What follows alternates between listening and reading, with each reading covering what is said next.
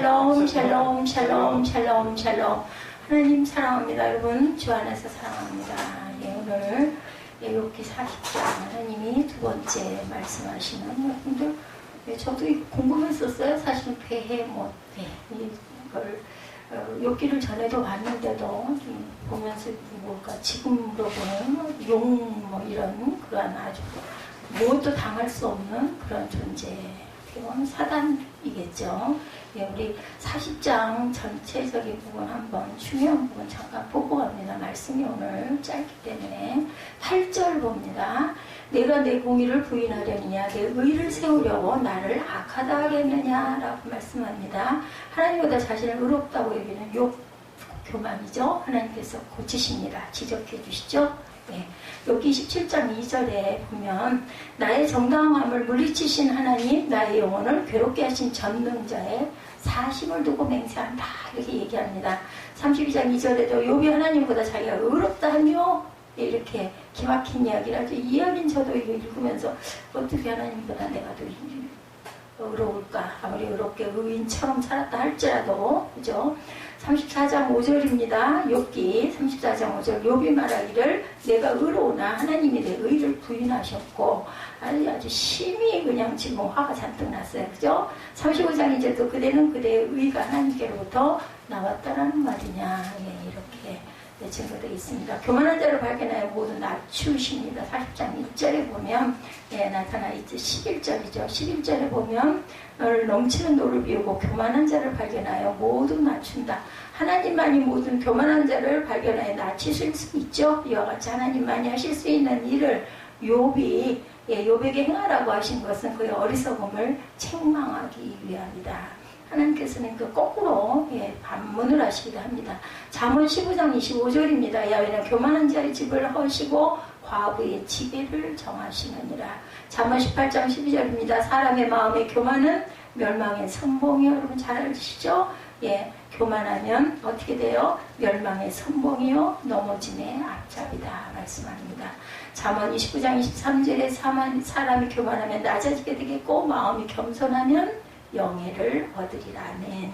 예, 우리 잠언이 끝났어요. 참 저는 잠언 말씀이 참 좋습니다. 야고보서 4장 6절 하나님이 교만한 자를 물리치시고 겸손한 자에게 은혜를 주신다고 말씀하죠. 교만해서 징계받는 자들은 어떤 자들일까요? 여러분들 질문합니다. 교만해서 징계받는 자들은 어떤 자들? 어떤 자들일까요? 답이 얼른 안 나오네. 루시퍼. 뭐예요? 사탄이죠. 예, 루시퍼입니다. 예. 이사야 14장 12절에서 15절에 가장 높은 구름에 올라가 지극히 높은 이와 같아지리라 하는도다. 그러나 이제 내가 스올 곳 구덩이 맨 밑에 떨어짐을 당하리로다. 루시퍼가 자기가 하나님과 같아지겠다. 하나님과 절대로 같아질 수 없습니다.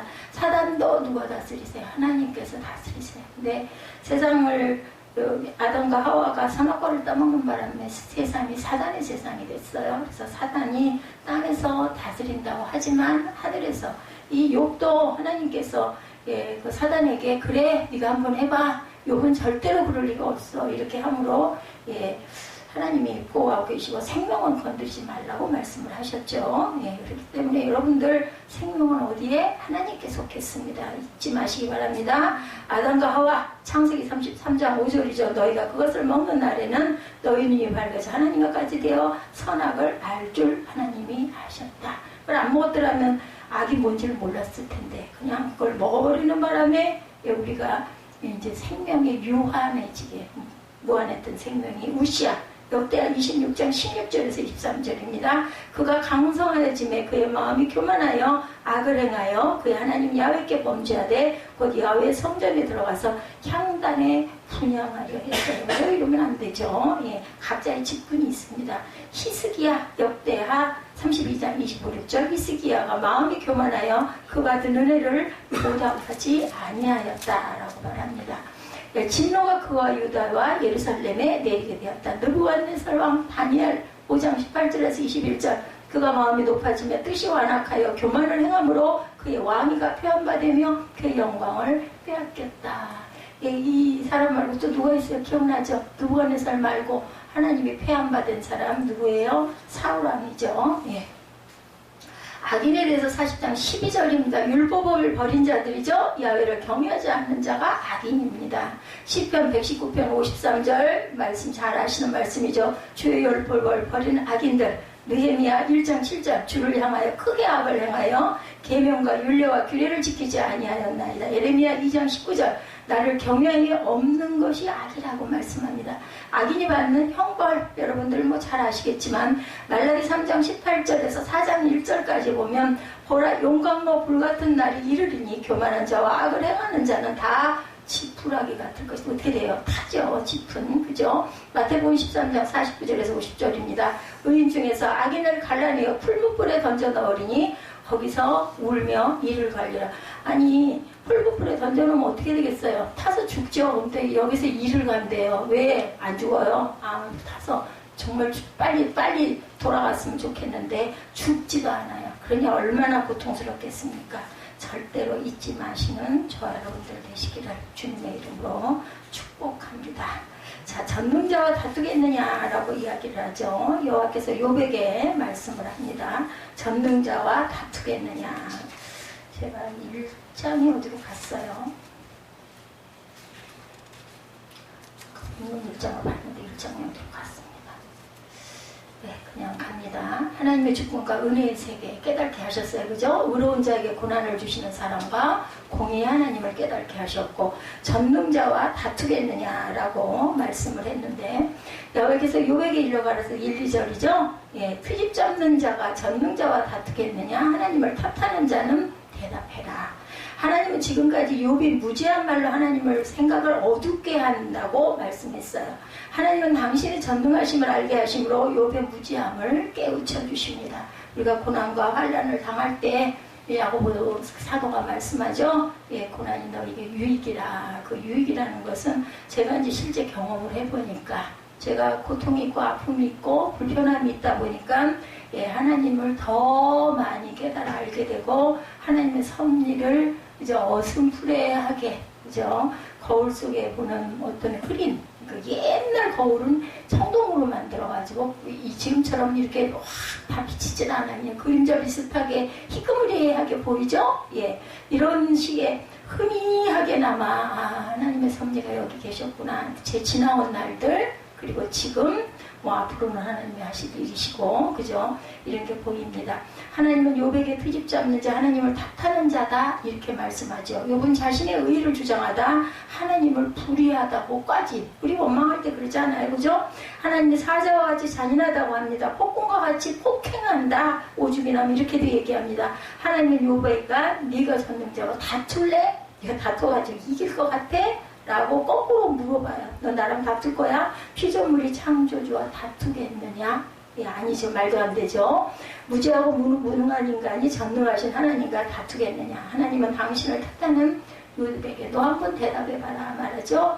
손으로 입을 가릴 뿐이다. 뭐라고 대답을 하겠어? 3절에서 5절입니다. 우리 함께 봅니다. 여호와께 대답하되 보소서 나는 뛰쳐나오니 무엇이나 주께 대답하리까? 손으로 내 입을 가릴 뿐이로소이다. 내가 한번 말하였사온즉 다시는 더 대답하지 아니하겠다. 뭐 할 말 없다 이 말이에요. 한마디로 얘기해서 제가 뭐 할 말이 있겠습니까? 손으로 그저 입을 가릴 뿐입니다. 욥은 자신이 제가 비천합니다 이렇게 고백을 하죠. 그는 어떤 말도 주님께 대답할 수 없음을 깨달아 압니다. 그는 손으로 입을 가리고 다시는 말을 할 수가 없었어요. 이러기 전에 알았더라면 그저 조금 더 빨리 끝났을 텐데 예, 저희 모두가 저는 뭐 욥보다 뭐 말할 수도 없이 부족하지만 예, 우리 모두가 다 이런 성품들을 가지고 있다는 거죠.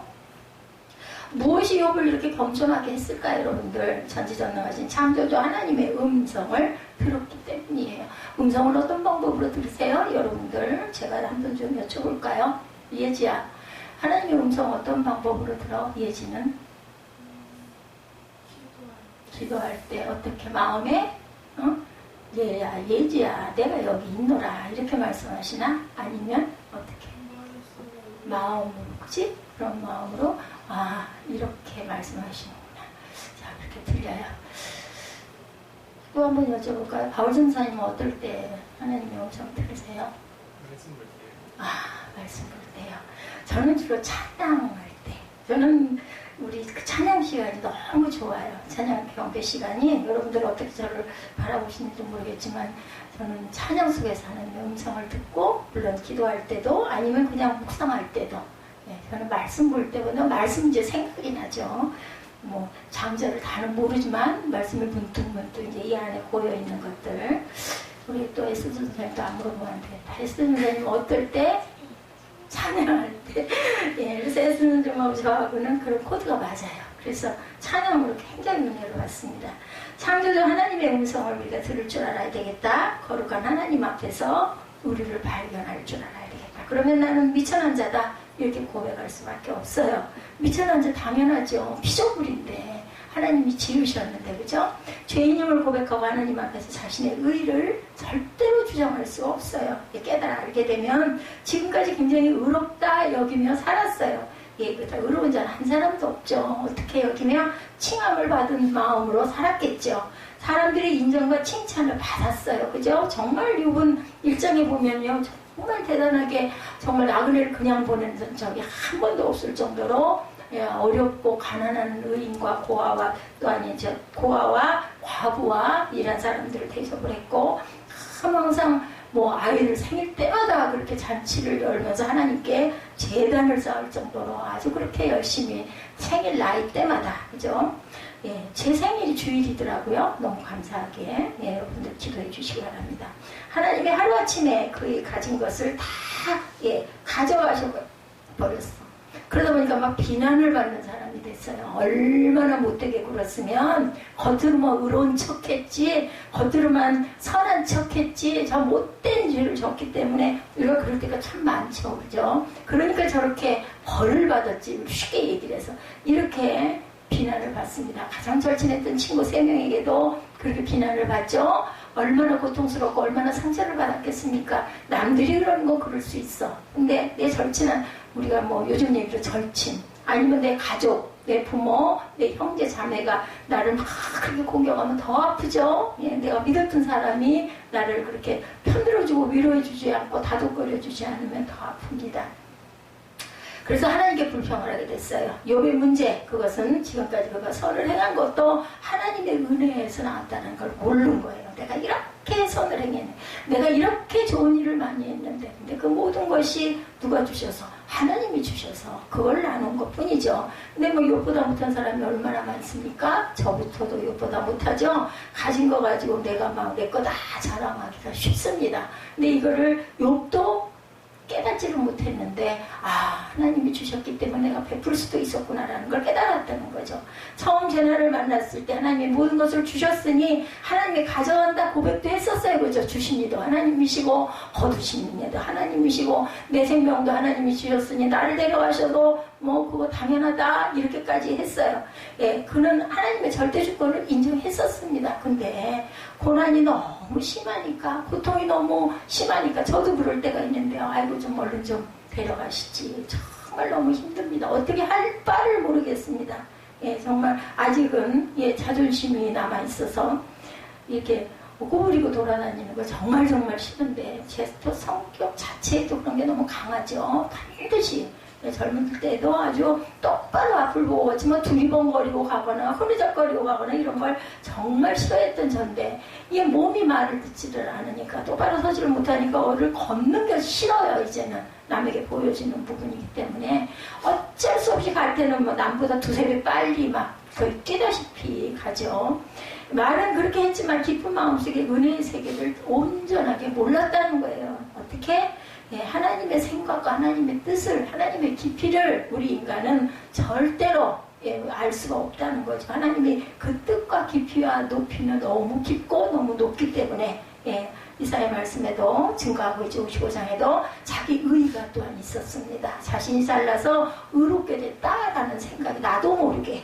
그래서 하나님께서 저를 낮추시려고 이 자리에 세워놓으셨다, 저는 그렇게 생각이 듭니다. 만약에 우리 교회가 좀 부흥을 해서, 세상에서 말하는 그런 부흥을 해서 성도들도 좀 많고, 만약에 그런 교회에 제가 목사직에 있었다면은 뭐 지금 한 10배 이상 되지 않았을까, 교만이. 이제는 뭐 엄청 꺾였죠. 아직도 좀 남아있지만 엄청 꺾였어요. 만약에 그게 아니었다면 제가 천국을 바라볼 수나 있었을까. 예전 제 자신을 그렇게 생각합니다. 그런 거가 이제 전능하신 하나님을 만났어요. 욥도, 그죠? 그 하나님 앞에 자신의 미천함을 발견하게 됩니다. 자신이 죄악된 피조물이구나 라는 것을 다시 또 깨닫게 되는 거죠. 그래서 그가 과거 선을 행했고 건강하고 풍요롭게 살았던 것도 하나님의 은혜다. 참 사박사장인가요? 하나님의 은혜는 우리 그 찬양 이제 떠오르죠. 하나님이 내게 주신 고난 주신 것도 은혜라는 거. 고난도 은혜예요. 왜? 아까 말씀드렸죠. 유익에 깨닫게 해주시려고. 절대로 죽이시지 않아요. 할 일이 남아있는 사람은요 절대로 죽는 일은 없습니다. 고난을 통해서 정금같이 다 깨어나오게 하십니다. 그러니까 빨랑 순종하고 빨랑 무릎을 꿇는 게 가장 중요합니다. 누구처럼? 다윗처럼 잘못을 하죠. 잘못 안 하고 어떻게 삽니까? 단점이 있죠. 그럴 때는 얼른 인정을 해야 돼요. 그거 가지고 막 고집을 푹푹 부리고 해봐야 고난의 시간만 더 길어진다라는 거. 그가 과거 선을 행했고 건강하고 풍요롭게 살았던 것도 하나님의 은혜다. 하나님의 은혜는 그죠? 하나님이 자신에게 고난을 주신 것도 은혜. 우리가 하나님을 정말 알게 될 때 정말 겸손해지고 은혜의 세계에 들어가게 됩니다. 저는 은혜의 바다라고 생각해요. 은혜의 세계에 들어가면 여러분들 얼마나 기쁜지 몰라요. 얼마나 감사한지 몰라요. 막 기쁨이 마음속에 차고 넘쳐요. 저는 수영할 때 또 그 은혜를 굉장히 느낍니다. 하나님께서 이런 위로도 주시는구나 라는 생각을 합니다. 그렇게 편할 수가 없어요. 왜냐하면 이제 평소 때 제 몸이 되니까 부력으로 둥둥 떠있고 그 아프고 눌리는 것들이 다 없어지니까.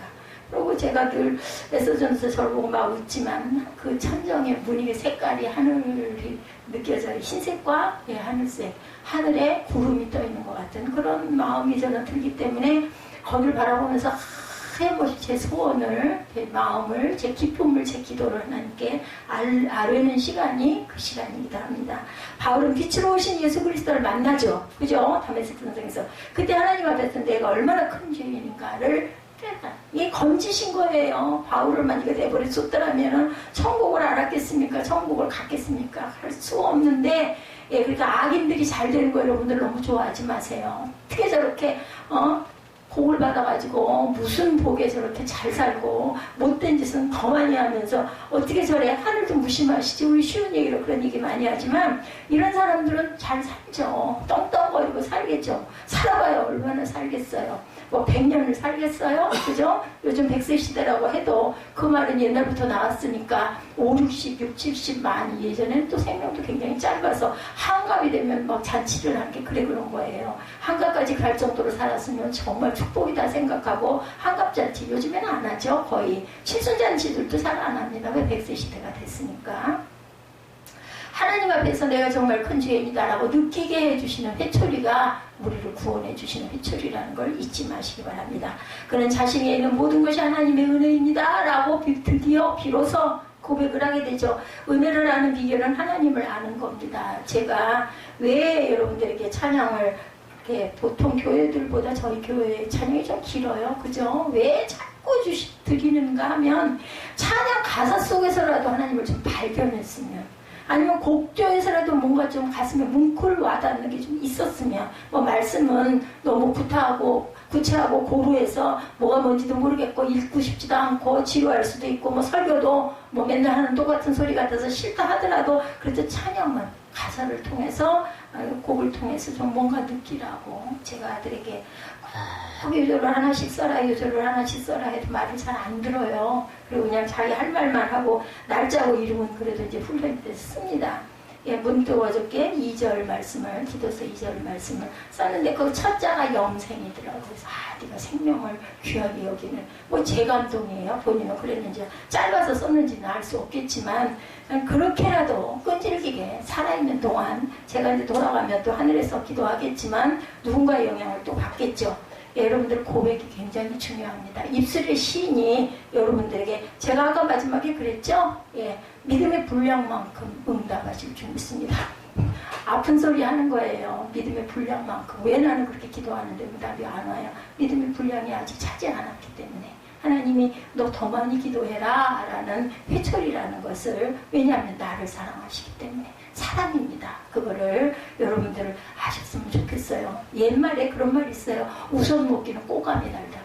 우선 먹기 꼬감이 달다고 다 이것저것 잘 돼버리면 내가 잘난 줄 알잖아요. 욥도 그런 잘못을 범했죠. 예, 의롭다는 욥도 하나님 앞에서 비천한 나를 발견할 줄 알아요. 발가벗은 내 모습을 볼 줄 알아야 됩니다. 말씀 속에서, 찬양 속에서, 기도 속에서. 예지의 대답처럼, 맞아요. 기도할 때 저도 초기에 은혜 받을 때는 막 기도할 때 쏟아 부어졌습니다. 그리고 찬양할 때는 막 은혜가 쏟아 부어지죠. 성경을 읽을 때 성경 말씀이 생각날 때도 그렇구나 깨달아집니다. 그럴 때 막 뭐 누가 뭐 알아요. 누가 뭐 이상한 사람이라고 할 수도 있어. 막 혼자 웃고 혼자 막 기뻐할 거 아무것도 없는데 여기 혼자 있으면서 뭐가 그렇게 기쁘고 맨날 뭐가 그렇게 즐겁겠어요. 몸도 이렇게 불편한데. 근데 막 너무너무 감사하고 너무너무 기쁘고, 그거 돈으로도 살 수 없는 거예요. 여러분들 한번 경험해 보시기 바랍니다. 나를 악하다 하겠느냐 그러죠? 6절에서 8절 봅니다. 그때 여호와께서 폭풍 가운데 욥에게 일러 말씀하시되 너는 대장부처럼 허리를 묶고 내가 내게 묻겠으니 내게 대답할지니라. 내 의의를 세우려고 나를 악하다 하겠느냐. 그럼 내가 악하니? 너에게 이런 고난을 줬다면 그럼 내가 악한 거냐라고 거꾸로 물어보시는 거예요. 여러분들만이 하나님 이렇게 물어보시면 맞아요. 하나님은 내게 이런 힘든 거 주셨으니까 예자 나 이렇게 아픈 병이 왜 왔어요? 하나님이 악해요 하겠어요? 아니죠? 응? 하나님 깨닫게 해주셔서 감사합니다. 내가 하나님 앞에 이만큼 돌아오게 해주셔서 감사합니다. 기도할 때 하나님이 사랑으로 다독여 주시고 빨리 낫게 해주실 줄 믿습니다. 아멘. 아멘. 네. 나를 악하다 하겠느냐. 하나님은 폭풍 가운데 다시 말씀하십니다. 하나님은 무서운 모습으로 말씀하셨어요. 욥에게 대장부처럼 머리를 묶고 대답해라 말씀하죠. 욥이 의롭다는 것을 주장하다가 하나님을 불의하다고 악하다고 하겠느냐라고 하시죠. 의로운 사람이었습니다. 그런데도 고난을 받았어요. 세상에서 사람 중에 의로운 사람입니다. 욥기 1장 1절이죠. 우스 땅에 욥이라 불리는 사람이 있었는데 그 사람은 오죽이나 하면 성경에 온전하고 정직하여 하나님을 경외하며 악에서 떠난 자다. 1장 1절에 이렇게 나와 있습니다. 그는 악인이 고난받는 것을 이해할 수가 없었어요. 욥은 내가 이렇게 했는데 하나님 어떻게 하루아침에 자식 10명을 다 데려가시고 집을 불태워버리고 아내는 나를 욕하고 도망가게 하고 애들 친구들도 나를 핍박하고 동네방네 사람들이 그렇게 내가 먹이고 그렇게 내가 어렵고 힘들 때마다 도와주고 했는데 나를 못됐다고 하고 다 비난하고 하늘이 벌을 줬지 벌 받았지 저놈이 어떻게 못되게 그렇길래 우리가 모르는 우리한테 싹 거짓말하고 저랬지 못하나 별소리를 다 했다는 거죠. 도대체 왜 내가 이런 일을 당해야 합니까? 이해할 수가 없습니다. 처음에는 주신 이도 하나님 걷어가시는 이도 하나님 했는데 나중에 너무 힘들고 고난스러우니까 개화장으로 몸을 푹푹 긁어가지고 막 피골이 상접하고 막 피가 그냥 쏟아지고 헌데투성이가 돼서 살껍질이 완전히 그죠? 그 거북이 등껍질처럼 그렇게 변해버렸으니 안 그러겠습니까? 저 같으면 살아있지도 못하겠지만 그는 하나님은 의로운 자에게 고난을 주는 악한 분이다. 이렇게 저주까지 했다는 거죠. 그러나 의인이 고난을 받아도 욥은 절대로 그렇게 말할 수는 없습니다. 의인에게 고난을 주신 것도 하나님의 은혜이기 때문이죠. 의인에게 고난을 주신 하나님은 어떤 분? 공의로운 분이십니다. 공의로운 분. 절대로 왜 아들에게도 예외가 없었어요. 우리의 죄를 대속하려 하니까 십자가로 네 보혈의 피를 흘려라 해가지고 하나밖에 없는 독생자 아들이 십자가 처형을 받게 되죠. 그랬기 때문에 또 부활도 있습니다. 만약에 그거를 예수님이 순종하지 않고 십자가에서 뚫어내리거나 하늘로 날아 올라가 버리거나 그랬다면은 이 땅이 그죠? 이렇게 우리가 영원한 영생의 생명을 부활을 경험할 수가 없다는 거죠. 하나님 그 고난을 통해 의인에게 많은 깨달음과 성장을 주시기를 원하십니다. 고난을 통해 욥을 정금같이 단련하셨죠. 기쁜 은혜의 세계로 인도하십니다. 여러분들 우리 잘 끼는 금목걸이나 금반지 어떻게 정렬되는지 저는 공장에를 좀 가봐서 알아요.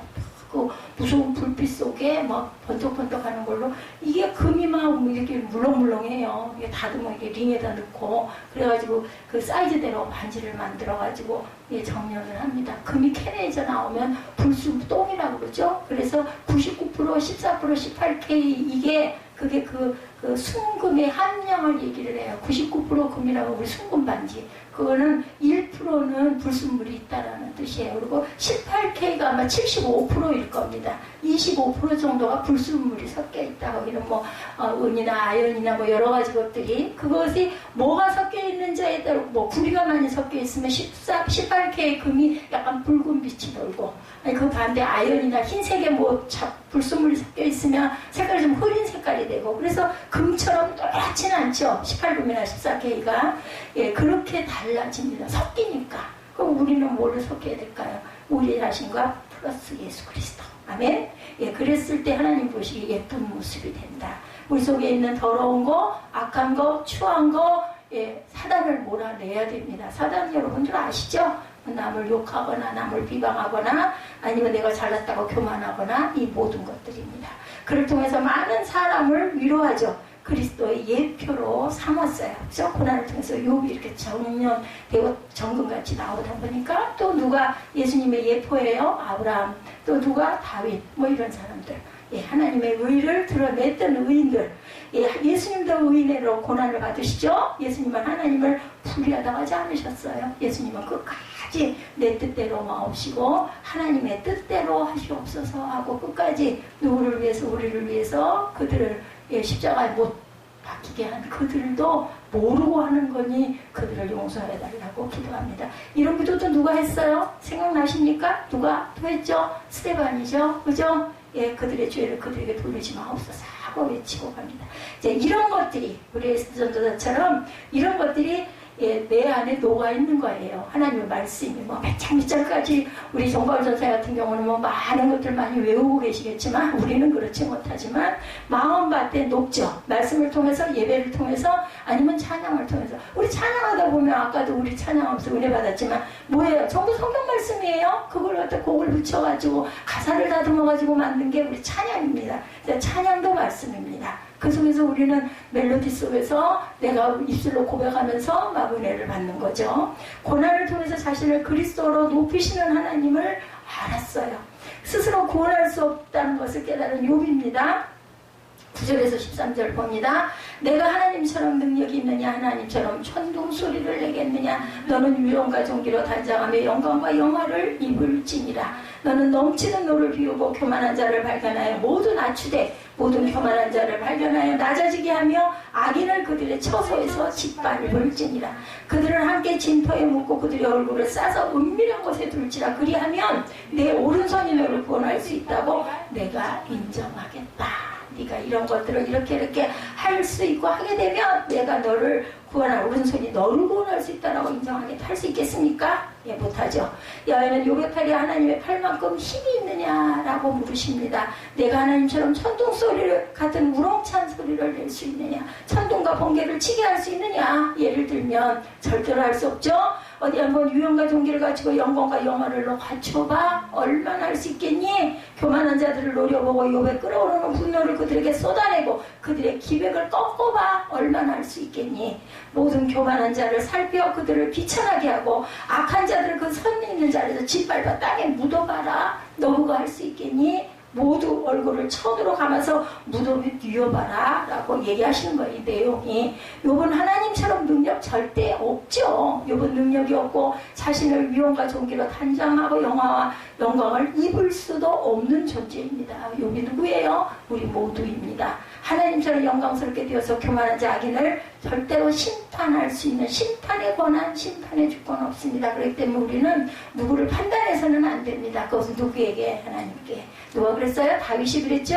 예, 그래서 아둘람 굴에서 사울을 살짝 할망 갖다 대도 깜깜한 데 있으니까 화난 데서 들어왔으니까 찌려 죽일 수도 있었지만 옷깃만 베서 돌려보냅니다. 2번이나 그런 일들이 있죠. 욥이 영광스럽게 되어 악인을 심판하면 하나님이 욥에게 욥 자신을 구원할 수 있음을 내가 너를 인정하겠다라고 말씀합니다. 안 될 줄 아니까 그렇게 말씀하신 거죠. 예, 왜냐하면 깨달아 알으라고. 예, 다 직접 나타나셔서 하나님의 말씀은 반어법입니다. 할 수 있겠니? 해봐라. 얘기하죠. 욥은 영광과 위엄이 없고 심판도 할 수 없는 존재. 그러므로 욥은 자신을 구원할 수가 없죠. 다만 피조물이고 한낱 인간인 죄인일 뿐이라는 것을 욥은 깨달아 알게 됩니다. 욥을 구원하시는 분은 온전히 창조주 하나님 한 분, 그는 자신이 얼마나 부패한 존재인지를 깨달아 알게 되죠. 우리가 구원받을 수 있는 것은 모든 것이 하나님의 전적 은혜임을 깨달아야 됩니다. 내가 다른 사람을 구원할 수 없다는 것 또한 알아야 됩니다. 다만 어떻게 해요? 통로 역할을 할 수가 있습니다.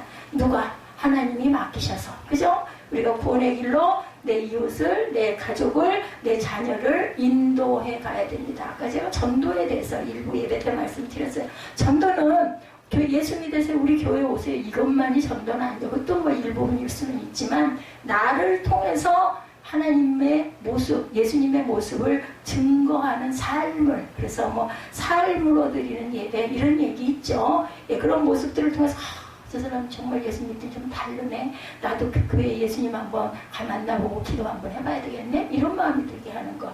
예, 우리의 책임은 어디 있어요? 자녀를, 내 부모를, 내 가족을 예, 하나님의 나라로 첫 번째 사명입니다. 인도하는 게 우리 모두 예수를 믿는 사명자들의 사명입니다. 1호 사명입니다. 그것을 우리가 이루고 가야 돼요. 그리고 이제 그 이웃 아니면 내 친구, 그죠? 주변에다 선포를 해서 그들이 믿게끔 죽을 때까지 증인의 노릇을 하고 가죠. 예, 디도에게 바울이 그런 이야기를 하죠. 예, 네가 거기서 잘 세우고 와야 될 것이다 라고 얘기합니다. 하나님이 지으신 베헤못에 대해서 15절에서 24절에 베헤못에 대해서 말씀하시죠. 베헤못은 물속에 사는 최고가 거대한 초식동물이에요. 초식동물. 그 모습은 마치 하마의 모습과 비슷하고 황소처럼 풀을 뜯고 굵은 다리와 청동관 같은 뼈대와 무쇠빗장 같은 갈비뼈를 가진 짐승입니다. 그는 연꽃 밑과 갈대 우거진 수렁의 물에 숨어 산다고 그래요. 21세기까지 나일강 하리와 수리아의 오론테스강에 살고 있었던 것으로 전해지고 알려져 있습니다. 아니 21세기가 아니 잘못 봤어요. 2세기. 나일강 하류 수리아의 오론테스강에 살고 있었던 것으로 알려져 있습니다. 베헤못은 어떤 경류에도 아무리 거센 물결에도 놀라지를 않는다고 합니다. 물속에 살지만 음식을 찾기 위해 강 밖으로 나와 비탈길을 기어오기도 한다고 그러죠. 고래도 그죠? 예, 모래 같은 데 이렇게 많이 올라와 있다고 얘기해서 하나도 그렇죠. 모래에는 살지만 유대전선의 의인들이 메시아 시대에 베헤못과 리보야단이 벌이는 장대한 싸움을 보게 될 것이고 그 뒤 그들의 고기로 잔치를 벌일 것이다. 전설에 이런 이야기가 있다고 합니다. 리보야단은 악어나 고래 또는 뱀을 뜻하죠. 예, 사단을 뜻하기도 합니다. 하나님은 베헤못을 지으셨어요. 하나님이 지으셨죠. 쇠와 놋과 같이 만들어졌고 하나님이 지으신 것 중에 으뜸이라고 합니다. 베헤못은 뭐 용이니 하마니 이런 것보다도 하나님은 자신의 칼을 베헤못에게 주셨어요. 그 산은 베헤못을 위해 먹이를 만들어냅니다. 베헤못은 연잎 아래 갈대끈이래요. 초식동물이에요. 이게 제가 보기엔 육식 같은데도 그는 강물이 쏟아져 들어가도 절대로 놀라지 않아요. 사람은 그것을 잡을 수가 없다고 합니다. 하나님이 이렇게 베헤못을 이야기하는 이유는 무엇일까요? 여러분들, 하나님이 만드신 동물 중에 인간보다 힘있고 뛰어난 것도 있다라는 이야기를 하시는 거예요. 우리는 만물의 영장이라고는 하지만 힘이, 그죠? 예, 뭐 지혜나 하나님의 형상대로 우리를 만드시기는 했지만 베헤못이 뭐 성경 말씀을 듣겠어요? 성경 말씀을 알겠어요? 은혜를 받겠어요? 영생의 길로 가겠어요? 부활이 되겠어요? 안 되죠. 그렇지만 너보다 힘이 더 뛰어난 내가 이것들을 만들었다라는 것을 말씀하시는 것이죠. 베헤못을 창조하신 하나님은 얼마나 내 능력이 큰지 너 알겠니? 이걸 말씀하는 거예요. 모르니까 깨달아 알으라고. 하나님은 욥에게 하나님의 전능하심을 깨달도록 하신 방편이 베헤못입니다. 베헤못에 대해서 이제 아시겠죠? 21세기 아닙니다. 2세기입니다. 욥이 미천함을 발견하고 하나님의 은혜를 사모하게 하기 위해서 그렇게만 되면 네가 정말 정금같이 나올 텐데 참 네가 그게 부족했구나. 예, 하나님도 욥을 그렇게 하실 생각은 없어요. 사단이 쟤도 아마 고난을 받으면은 하나님을 하나님을 욕하고 저주할 것입니다.로 떠날 것입니다. 지금 그런 축복을 그만큼 주셨으니까 하나님을 막 섬기고 예배를 하고 제단을 쌓고 하지, 그렇게 고통을 주게 되면 분명히 나는 할 수 있습니다. 사단이 그랬잖아요. 그러니까 그래 그럼 네가 한번 해봐라. 욥은 아마 그러지는 않을 것이다. 그래서 이 과정이 지금 42장까지 결론이 내리는 거죠. 이제 이 끝부분에 하나님이 나타나시는 거예요. 우리 인간은 피조물이고 죄인입니다. 여러분 아시겠지만 우리가 일을 알 때, 근데 우리 죄인 하면 안 된다고 그러죠. 왜냐하면 우리는 구속의 은혜로 하나님께서 깨끗하게 씻어주셨기 때문에 자꾸 저는 죄인입니다. 우리 장로교에서 대표기도 할 때 이 벌레 같은 죄인을 이런 얘기들을 많이 합니다. 본인을 낮추는 얘기죠. 나쁜 뜻은 아닙니다. 그런데 우리는 하나님께서 나의 죄를 깨끗이 씻어주셔서 의인의 칭의를 받았다. 이렇게 담대하게 단 하나님 아래는 우리는 겸손해야 됩니다. 우리는 피조물이기 때문에 우리가 일을 할 때 우리에게 있는 모든 것이 하나님의 은혜라는 거, 먹고 자고 있고 하지만 참 몸이 아픔에도 불구하고 길게 못 자지만 여지없이 2시간에서 2시간 반이면 깨지만 많이 잘 때, 아닐 때는 뭐 30분에도 깨기도 합니다. 근데 그게요, 저는 그게 은혜가 감사하더라고요.